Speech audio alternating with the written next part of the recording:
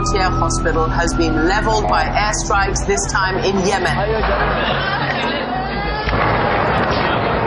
7 people died and at least 8 staff were missing after a missile struck a hospital in the town of Malat al-Numan in Idlib province.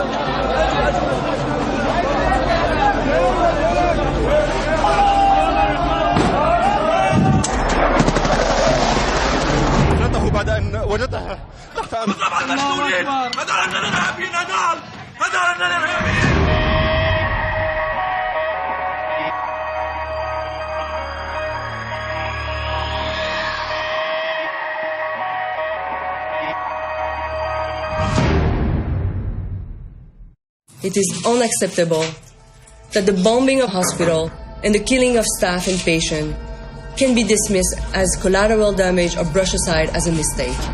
As doctors, we are fighting back for the sake of patients. Today, we say enough. Even war has rules.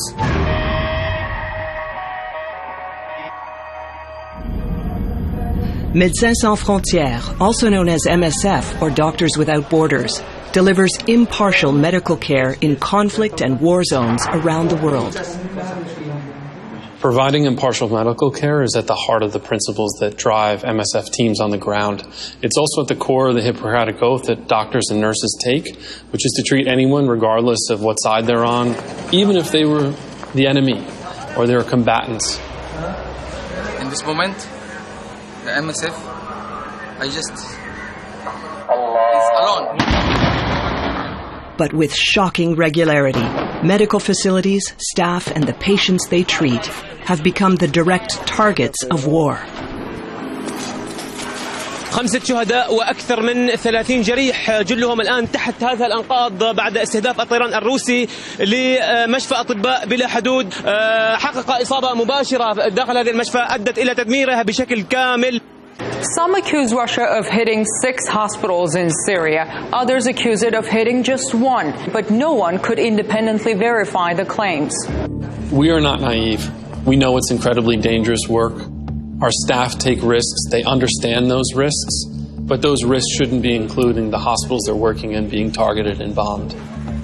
Nor should they be attacked for doing their work, which is providing medical care to people based on no other consideration other than their medical status. Since the Syrian conflict began, there have been countless hospitals bombed or shelled. More than 67 of them were supported by MSF.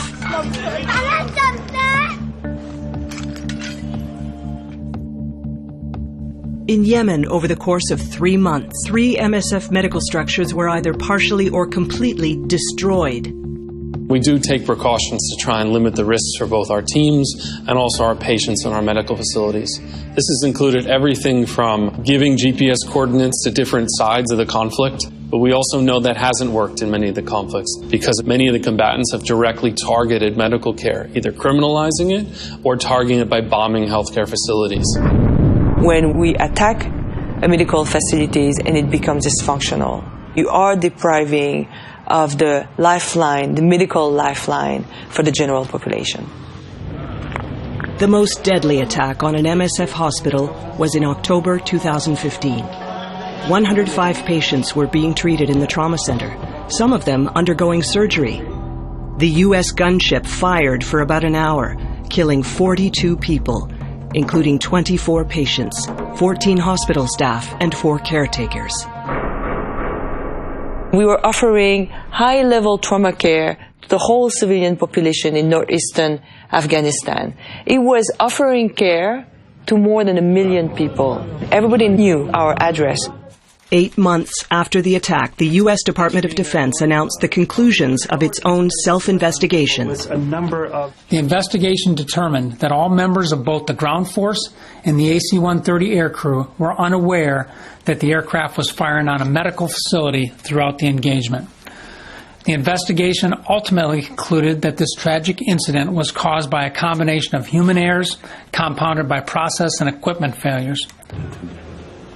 إذا مصدر دلیل نگی ولی معذرت وارد اشتباه معذرت نگی یا بام دو بام دری بام 210 بام دیف از غیر اگر فایرینگ لایزر فایر کرده که میگی مواد جو جنایت جنگی جنایت به ضد جنگ استفاده می‌کنه استفاده که می مادم استفاده گواله. We provided the GPS coordinates repeatedly to civilian and military leadership, both in Washington and Kabul.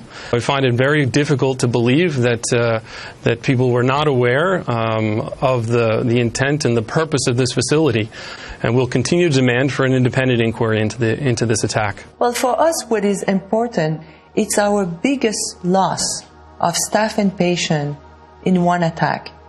And we need to understand, because if we don't understand, it means that somehow what we thought was the rule of working in war zone, meaning that they were a protected space in terms of medical space, is not applicable anymore. And this is what we call the Geneva Convention. In 1949, the Geneva Conventions established the rules of international and armed conflict. Medical facilities must be protected in order to minimize casualties in times of war. 59 countries signed the declaration.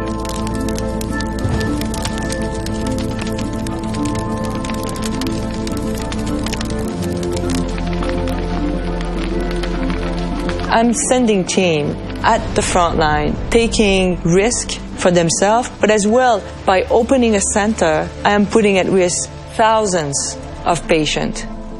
And I don't want our hospital to become bait for patients. So how are we going to deal with that? Yes, Nida. Are you ready? Yes, we are going out. We will be the first car. Over. Today we really see a situation where there is no accountability for these attacks on healthcare.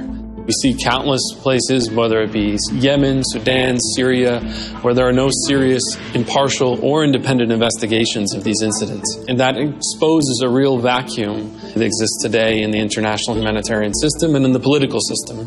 Denying people access to essential health care. In May 2016, the United Nations Security Council met to address the ongoing security crisis of medical care in conflict zones. And protect the medical personnel. You are charged with protecting peace and security. Yet, 4 of the 5 permanent members of this council have, to varying degrees, been associated with coalition responsible for attacks on health structure over the last year. Stop these attacks.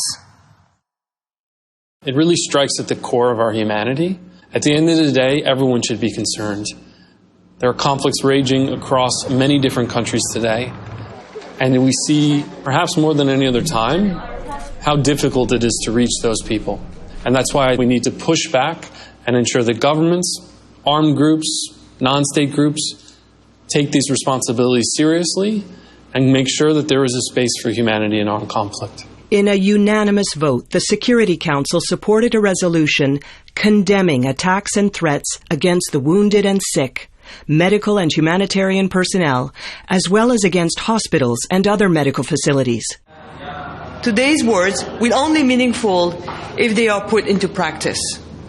The Security Council members must live up to their extraordinary responsibility and set an example for all states. This resolution must save lives.